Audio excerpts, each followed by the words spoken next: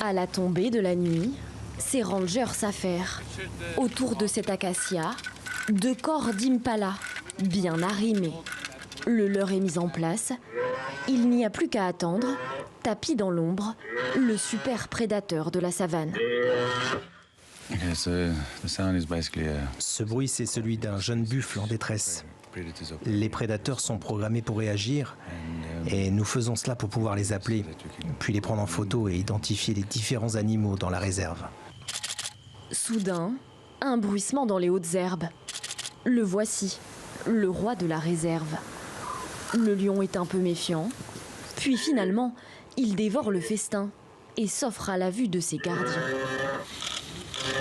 Toutes les nuits, pendant un mois, les rangers quadrillent le parc de 550 km² et constatent, alors que l'espèce a diminué de moitié depuis 25 ans, avec un peu moins de 20 millions en Afrique, ici, elle augmente. 156 individus ont été recensés en 2020. Les lions se portent incroyablement bien dans cette région, principalement parce qu'il y a un espace suffisamment grand pour eux. Dans le reste de l'Afrique, la perte d'habitat est la plus grande menace pour ces prédateurs. Le parc de Balul est connecté à plusieurs autres réserves d'Afrique du Sud, dont le célèbre parc Kruger. Ensemble, ils forment un réseau de 250 000 km², un havre pour les lions et pour toutes les autres espèces de la savane. Un asile à protéger pour les rangers. En hélicoptère, ils repèrent une girafe blessée par un piège.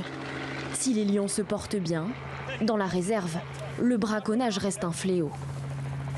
Évidemment, nous sommes tous confrontés à la crise du braconnage de rhinocéros. Et c'est pour ça qu'on a dépensé beaucoup plus d'argent en termes de protection. Et par ricochet, on protège toutes les espèces de cet écosystème. Un écosystème directement menacé par la pandémie de Covid-19.